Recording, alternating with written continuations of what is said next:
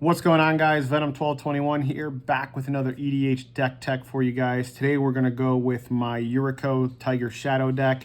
Really cool black-blue deck based around the ninjutsu mechanic, as well as some really small evasive creatures, splashing kind of an extra turns theme. Really cool commander. Yuriko is one of those commanders where you can spend $100 or $1,000, and it's just going to be really strong no matter what. I opted for a $200 to $300 budget with this deck, which is kind of significantly less than my last deck, but I like to have decks in a bunch of different power levels, a bunch of different budgets, kind of creates a challenge and kind of spices up what's in your arsenal to play. With that said, let's get into it. So the deck is based around Yuriko and the ninjutsu mechanic. So basically, if you have an unblocked attacker, you can return that unblocked attacker to the hand, pay the sub ninjutsu cost of a card, and then it comes to the board. So with Yuriko, commander ninjutsu, so it basically avoids commander attacks, which is really nice. But one black and one blue, you can ninjutsu it in. And whenever any ninja deals combat damage to a player, you flip the top card of your library and you deal that much damage, that damage to each player equal to the mana value of the card. This is kind of our bread and butter. We're going to want to get it out turn two or three, basically as fast as possible, and start swinging with ninjas. So the first category of the deck is one-drop evasive creatures. So we essentially want cards that cost one black or one blue mana that can almost guarantee to hit a player. So we're going to kind of go down the line here. There's a lot of different versions of these cards. You kind of play what you like. I have a Slitherblade, which is unblockable, Trained Shorestalker, Mistcloaked Herald, Wingcrafter, which gives a creature flying, and it soulbinds to a creature, gives that creature flying as well. So you kind of play this turn one, ninjutsu in turn two, turn three, play Wingcrafter, soulbind to Yuriko, and give Yuriko flying, so then Yuriko is now evasive.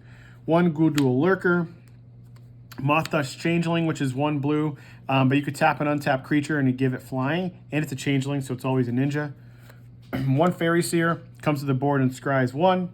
Changeling Outcast, unblockable, but it's a changeling, so it's also a ninja.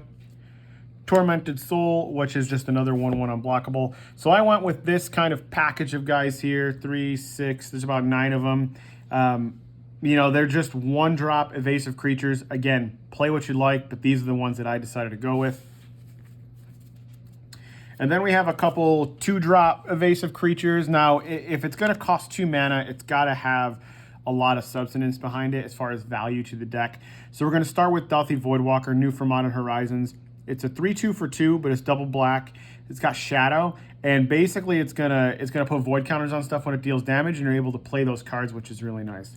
Again, kind of an all-around good card. All the big YouTubers out there hype this card up. It is very good, overperforms. So we're going to do the one Dauthi Voidwalker. And Baleful Strix, 1 blue, 1 black. It's a 1/1 flyer, but it also has Death Touch, so it's a really good blocker. But it also, when it comes to the board, it draws a card, so it replaces itself. And then we do have 2 artifact creatures in the deck that are evasive.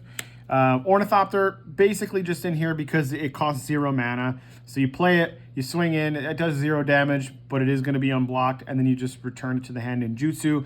And Gingerbread is just a 1/1 hasty boy, comes down, it does its job. Again, these are just the evasive package that I chose. You can choose whatever you'd like depending on your budget. But again, this deck is in that $200 to $300 range. We're going to go into kind of the most exciting part of the deck right now. We're going to go into some ninjas. 1 Phantom Ninja, 2 blue and 1. It just can't be blocked. So a couple different things here. Not my favorite ninja of the deck, to be honest, but it's boring, but it gets the job done. No ninjutsu. It's just another unblockable, but it being a ninja is super important because after you've kind of established your board, slamming extra ninjas on the board that are evasive are going to net you more triggers off Yuriko. 1 copy Mistblade Shinobi. This guy's really interesting. Ninjutsu for 1 blue. It's a 1/1. Whenever it deals combat damage to a player, you can boomerang a creature, which is really nice. So it's going to be that creature removal. Set your opponent back. Yes, it goes to their hand. They can recast it, but you're putting them back behind a mana wall, which is really nice. And some cards, you know, they can't even cast from their hand, especially if they cheated it into play. So Mistblade Shinobi puts in work for some removal. Mist Syndicate Naga, very similar to the other ninja, the Phantom Ninja earlier. So it ninjutsu's in for its mana cost, which is 1 blue and 2, which is not exciting. But whenever it deals combat damage to a player, you clone itself. So essentially, you're just, anytime it deals damage, you're going to make another 3/1 and another 3/1 and another 3/1, and they're going to just kind of get out of control. The reason behind this card is it's making ninjas, right? So we're getting more Yuriko triggers. As we go through the deck, you'll kind of see we're not going for an accuracy, a pinpoint accuracy strategy where we, use things like divining top and manipulate the top cards of our deck. Because we're in that $200 to $300 budget range, we're going to go accuracy by volume. So we're going to try to, instead of flipping one 10 mana card off Yuriko, we're going to flip 3 cards that total at 12, 13, 14, 15 mana and really KO our opponents quick. So this card really comes in handy for that. One Walker of the Secret Ways, 1 blue and 1 ninjutsu. Whenever it deals combat damage to a player, you get to peek at their hand. I mean, it's a little gravy on top. It doesn't really need that, but being able to see kind of what's coming at you in the future. This is pre-Neon Dynasty, obviously, so we don't have a ton of the best ninjas in the world. Hopefully, Neon Dynasty brings some good creatures for us. And then it has a sub-ability, 1 blue and 1. Return a ninja to your hand, which is really nice. Sometimes your ninjas, you don't have the evasiveness you're looking for in the actual ninjas. So it's nice to kind of put them in your hand, play out a little evasive weenie, and then ninjutsu them back in, especially when you're working with something like Yuriko. So has some utility there. Moonblade Shinobi, pretty simple card, 2 blue and 2 ninjutsu. I'm sorry, 2 blue and 1. I'm sorry, 1 blue and 2 ninjutsu. Whenever it deals combat to a player, you make a 1/1 flyer. So those 1/1 flyers are going to get out of control. They're going to be evasive, so you can continue to ninjutsu win cards. Single copy Ninja of the Deep Hours. This guy is really, really cool. I like this guy a lot. He ninjutsus in for 1 blue and 1, but whenever it deals combat damage to a player, draw a card, right? So he's going to come in for 2 mana, instantly replace itself, then you boomerang him to your hand or give him some more evasiveness, and you're just going to keep drawing cards off of Ninja of the Deep Hours. Probably my personal favorite ninja, just based on artwork as well as kind of the ability of things. 1 Higure of the Stillwind. He's going to ninjutsu in for 2 blue and 2, so 4. But whenever Higure deals combat damage to a player, you basically can tutor for any ninja card, which is really nice. So it gives you that toolboxy, really nice ability. Kind of some more gravy on the top with some of these ninjas is it basically 2 colorless. You make any ninja unblockable. So you're making those ninjas evasive, hitting, tutoring, triggering Yuriko. And keep in mind, every time a ninja hits with Yuriko on the board, not only are you doing that damage, but you're also drawing a card, right? So you're going to be turboing through your deck, helping you get your land drops. Your curve could be low. So really, really nice synergy with Higure. Onto the black ninjas. Again, some of these are less than stellar just because what we're limited to with the ninjutsu pill. This guy at face value doesn't look super exciting, but he's actually pretty cool. Hoses a lot of graveyard decks. So Skull Snatcher, ninjutsu for 1 black, but whenever it deals combat damage to a player, you basically take 2 cards from that player's graveyard and exile them. So it could really mess up some of those graveyard strategies. Always good to have some graveyard manipulation for your opponents in there, whether it's in the land slot or in an ability slot. But just kind of coming down, ninjutsuing in for 2, triggering Yuriko, removing their 2 best cards from their graveyard. Always a place for Skull Snatcher.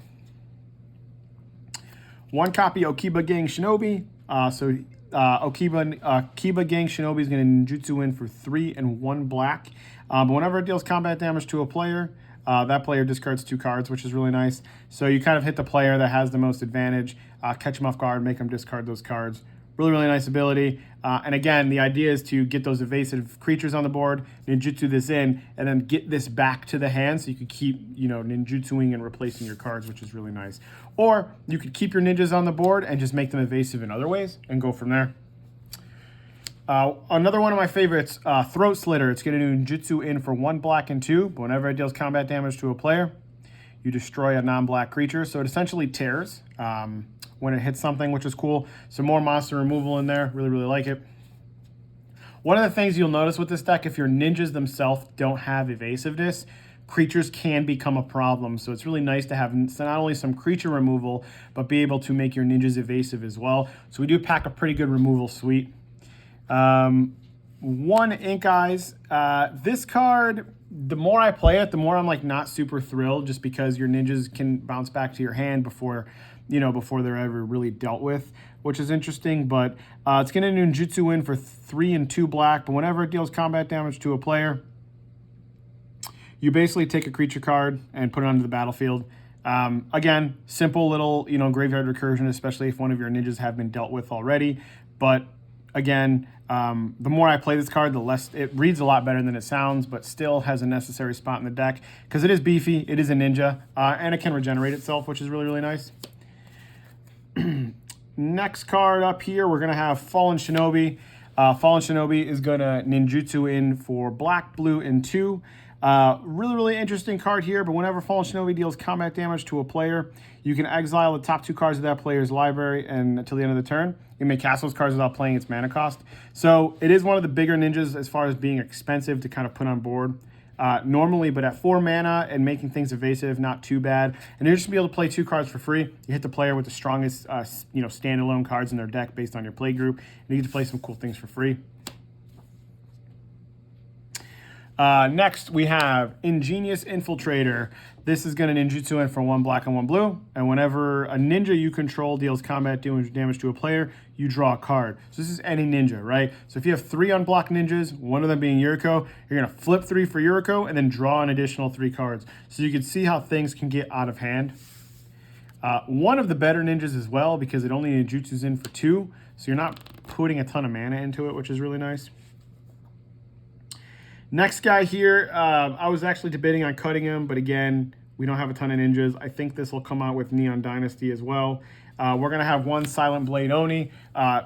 Big on the mana cost. It costs 4 black and blue to ninjutsu in. And whenever Silent Blade only deals combat damage to a player, you can look at their hand and cast a card from it. Again, it's very mana intensive, and to kind of waste 6 mana in the combat step can sometimes be detrimental. But again, we're working pre-Neon Dynasty, and this is kind of what we have.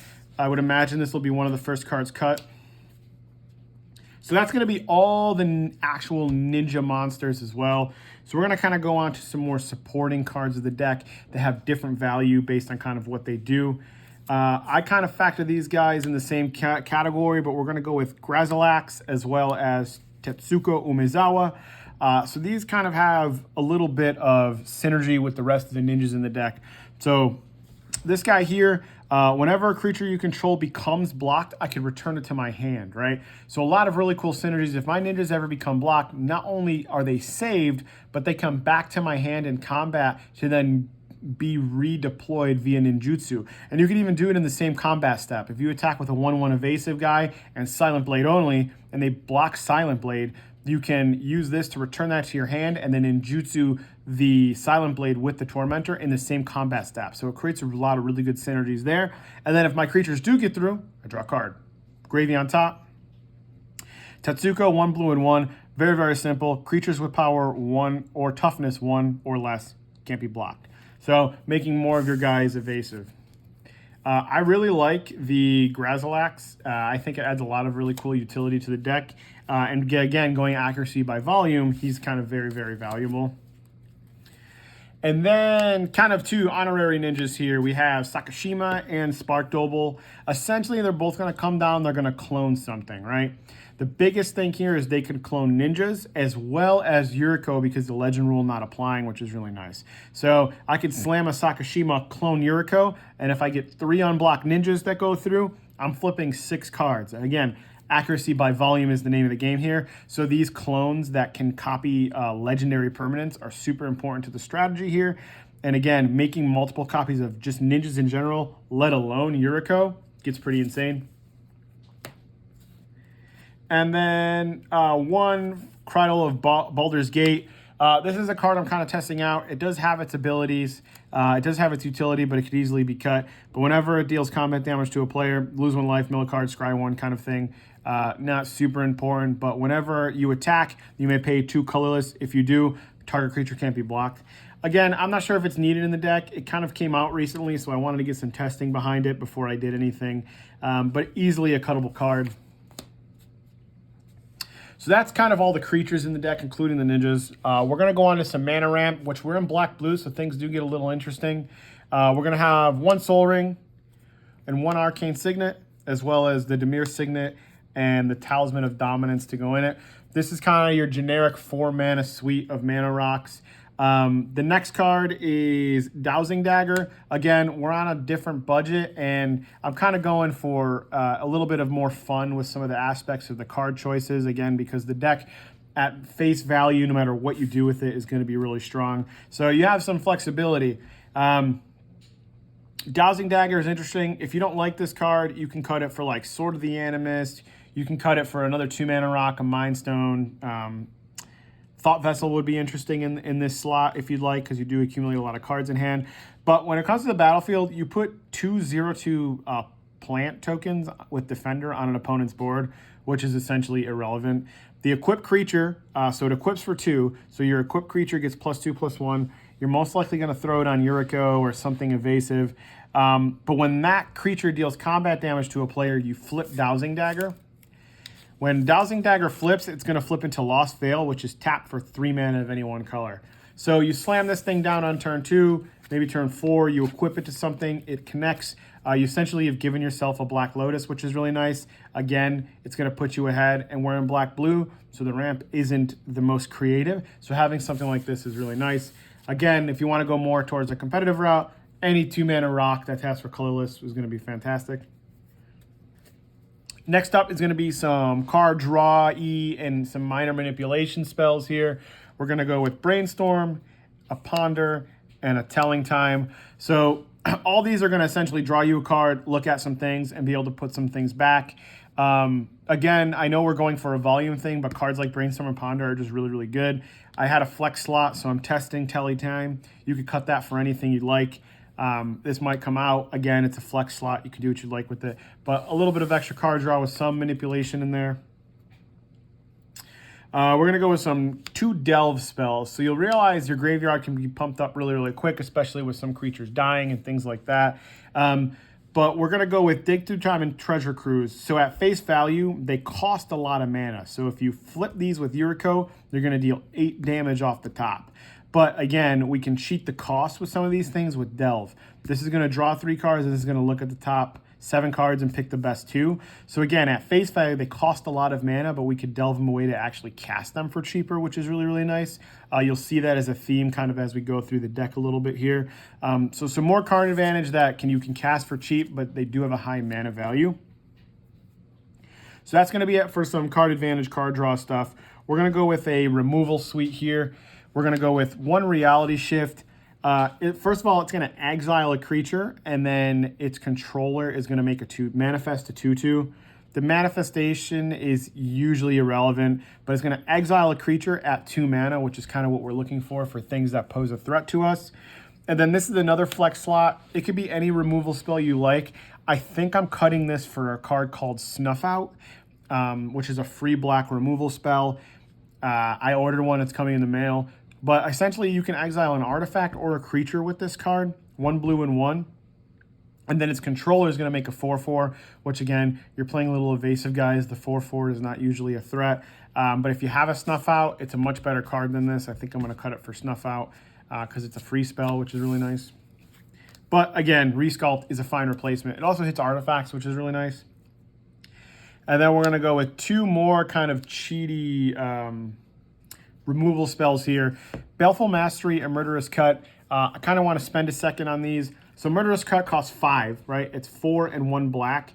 It's going to destroy any creature, but you can delve it. So essentially it costs 1 black. So if you're casting it, it's going to essentially be 1 black or 2 mana total, depending on how many cards you delve. But its mana value is 5. So when you flip this off of Yuriko, it's 5 damage.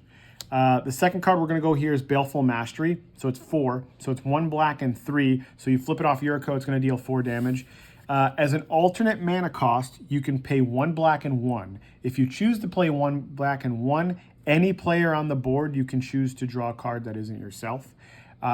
So again, flip it off Yuriko for 4, but I can play it for 2 if I need to. Exile any creature. Again, it's going to remove it from the game, or Planeswalker, which is usually irrelevant. And then a different player I could have draw a card, which is really nice. So I like Baleful Mastery. I like the flexibility and the modalness of it. And then this is a split card. Split cards are pretty popular with Yuriko. I'm not a super big fan of them, but when you flip split cards, it combines the mana value. So this card down here costs 5. This card costs 2. When you flip it, it would actually deal 7. But essentially, instant speed. The top half, you could boomerang something for 1 blue and 1 black. The second half is, I'm sorry, 1 blue and 1, and the second half is 1 black and 4. Aftermath, target opponent discards 2 cards. Again, you're really using it for the boomerang, and then on top of that, if you do flip it off Yuriko, it's big damage, big money. We're going to go into, it still counts as removal, but it's more of like a counterspell suite. I kind of wanted to add some like cheap counter magic in here just because I think, I don't have a deck with a ton of counter magic, and I think this is a good spot for it.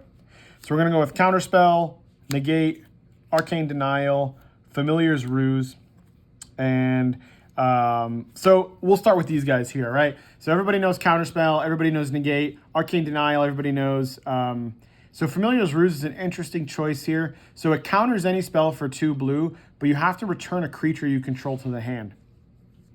Usually that's a pretty big downside depending on the deck, but being able to return one of my ninjas to then just ninjutsu in again later that turn is not a downside at all. So it just becomes a counterspell, right? So I really like Familiar's Ruse. And then kind of into the next suite of counterspells here. I counted it as a counterspell, but it's Subtlety. Subtlety is from Modern Horizons 2. It's got Flash, obviously, Flying, but you can exile a blue card from your hand to cast it for free. So it's a free spell, which is the most important of it. And then it evokes, right? So it instantly die. But when this card enters the battlefield, you can choose 1 target creature spell, planeswalker spell, and you basically return it to the top or bottom of the library. So it's a counter spell for a creature or planeswalker. So you're basically waiting for them to put a threat on the board, and then you can just boomerang it to the top. The main reason why it's in here is that it's free. You can cut it if it's not something you like for any counter spell or removal spell, but I kind of wanted to try it out. Mystic Confluence, one of my favorite cards, a lot of modalness to it. It's 5 mana, so it's a more aggressive, heavy costed counter spell, but it's got a couple cool different modes here, and you could choose the same mode more than once. Counter target spell lets the controller pays 3, return a creature to its owner's hand, or draw a card. So it's got a lot of flexibility. It can replace itself. And again, we're in the $200 to $300 budget range, right? So we're not playing things like Mana Drain, Force of Will. So these are kind of like the best counter spells you have in the range of budget. The last one here is Misdirection. You can exile a blue card as opposed to paying its mana cost. Normally costs 5, so it's going to be free. And you can just change the target of a spell with another target. Again, having free counter spells and holding your mana up to ninjutsu, pretty good. Being on the budget, again, those are the best that we have. And we're going to go with 2 board wipes here. So you'll notice they kind of do the same thing. So Devastation Tide is 2 blue and 3. Return all non-land permanents to their owner's hand, which is interesting. We're on a budget, and I didn't want to make it too competitive, so we're not playing things like Psych Rift. So we're trying to make it as fun as can be for our opponents, while also having the idea of winning. But you can Miracle it for 2, which is really cool. And then Coastal Breach is interesting. So keep in mind, alternate costs on both cards, but when you flip them off Yuriko, it's the mana value. So this mana value is 5, this is 7. Again, you could cheat this card by miracling, some top deck manipulation, things like that. This has Undaunted, so it costs 1 less to cast for each opponent. So ideally, it'll reduce it by 3, and it only costs 4. And you return all non-land permanents to the owner's hand again. So they're mini budgety sorcery speeds like Clonic Rifts, but your cards and your creatures going to your hand are not a big deal because you could just ninjutsu in and redeploy them. So these are the 2 board wipes I went for this deck. All right, we have some supporting spells we're going to go across here. 1 copy of Cunning Evasion. It is the enchantment form of Graxelix. So whenever a creature you control is blocked, you can return it to your hand.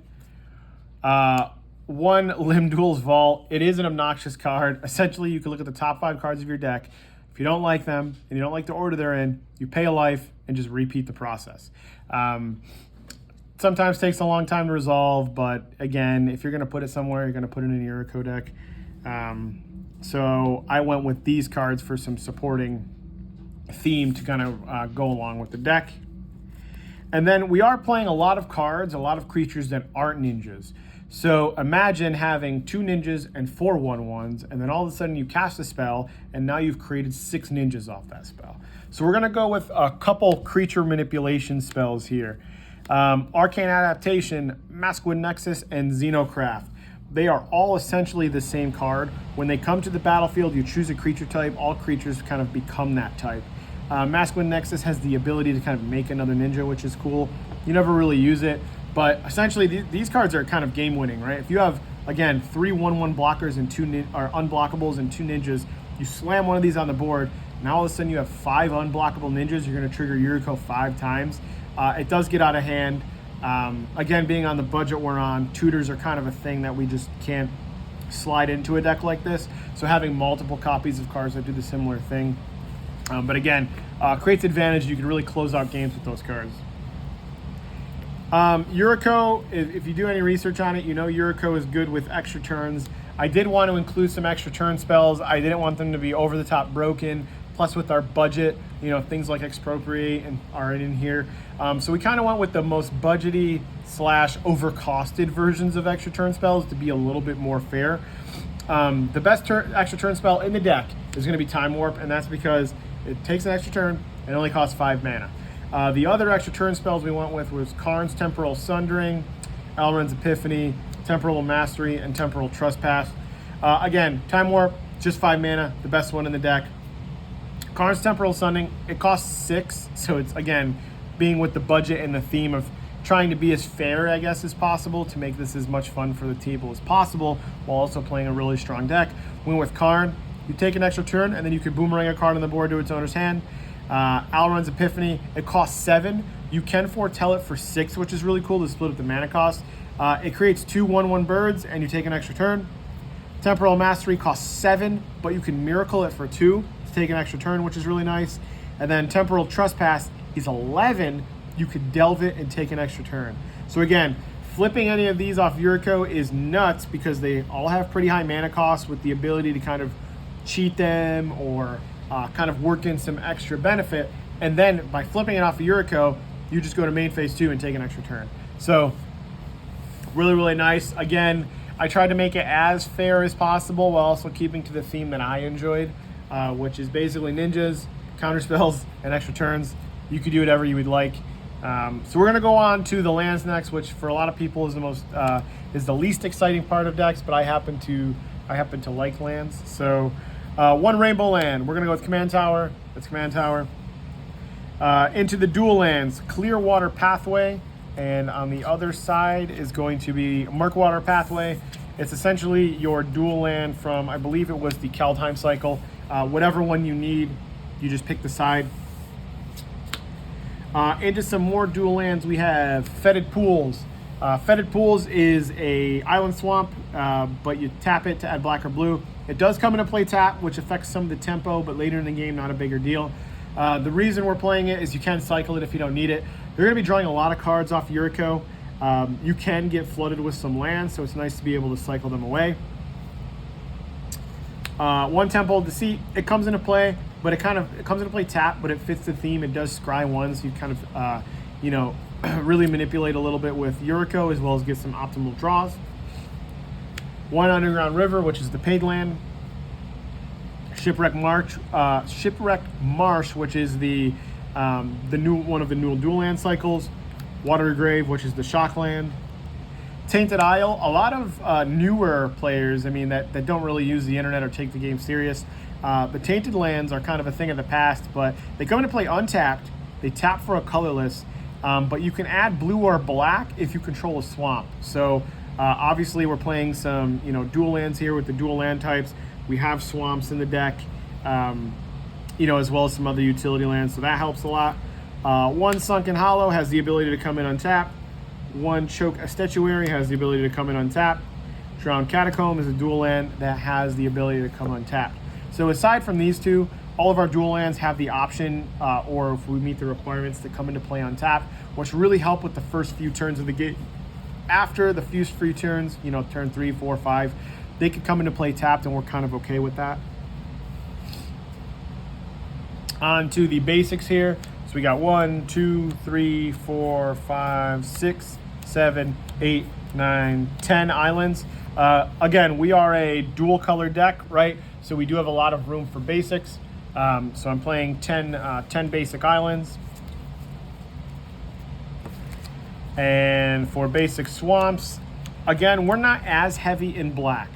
So our dual lands take a lot care of a lot of the black mana we need, but we do want to play some swamps in the deck, so we're going to play 4 swamps based on just kind of where our deck falls with the black pips. So that is everything as far as lands in the mana slot. We're going to go with some flex lands, utility lands. Again, you could play whatever you'd like in these slots, but the reason I'm playing these varies and based on player preference. So I play 2 man lands in the deck. So we have Blinkmoth Nexus and Fairy Conclave. This taps for a colorless. This comes into play tapped and taps for a blue. But what you can do is you can pay 1 to basically animate it into a 1/1 creature with flying. So this is going to become a flyer that's evasive. This is 1 blue and 1. It becomes a 2/1 flying fairy. The reason we're playing these is because, you know, after a board wipe, especially if it's something our opponents deployed, we could be running low on creatures. The ability to animate a land and then attack with that land and ninjutsu in back Yuriko is super, super important. Again, maybe we didn't hold up mana for a counterspell. Maybe we just couldn't. Maybe we became the arch enemy, which does happen when you play a deck like Yuriko. So with things like that happening, it's nice to have some man lands in here to kind of bounce back from. I opted for 2 MDFC spell style lands. So we have Seagate Restoration, which essentially one side, pay 3 life, comes into play untapped, taps for a blue. This side, which if you flip off Yuriko, has a 7 CMC, which is really, really nice, 7 mana value. But it allows you just to draw a bunch of cards and then you have unlimited hand size. We're playing this because it potentially comes into play untapped, it provides blue, and it's high on the mana value end, which is really cool. And if you ever needed to cast it, we cast it, no problem. Second one is Glasspool Mimic. It's 2 and 1 blue. It is basically a tapped island on the other side. But essentially when it comes to the battlefield, you may have it become the copy of target creature. So you can clone any creature. You're going to clone one of your ninjas. It doesn't have the cool legendary clause behind it. So if you clone a legendary, you know, you can't essentially, right? But if you have Sakashima and then play this, you can, which is really cool. Some nice hidden synergies there. But again, it's just a clone. It's going to become a ninja when you need, and it's a land when you don't. I love MDFCs. I think they're fantastic. And to round out our utility land slot, we have Mystic Sanctuary. It is an island, which is really nice. It taps for a blue, but if it comes to the battlefield, it comes to the battlefield untapped if you have 3 or more islands. And when it comes to the play, you basically take an instant or sorcery from your graveyard and you put it on the top of your deck, which is really nice. So a couple cool synergies here. Has the ability to come in untapped and makes blue, right? Then we could take one of our super saucy extra turn spells, put it on top, right? High mana value, attack with Yuriko, flip that extra turn spell, deal a bunch of damage, and then go into main phase 2 and take an extra turn. So a lot of utility with Mystic Sanctuary. I love it. 1 copy of Urborg. It just makes everything swamps. It's going to fix you for black for the rest of the game.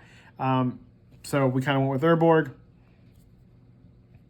Another one of my favorite lands is Shizo Death Shorehouse. So it's an untapped land that makes black, but you could tap it and 1 black to give any creature fear, which is nice. So you're going to give your ninjas and Yuriko fear. So they're essentially going to be difficult to block. And the last card of the deck is Sanctuary of Eternity. Taps for a colorless, but you could tap it and 2 to take a creature from the battlefield and put it into its owner's hand.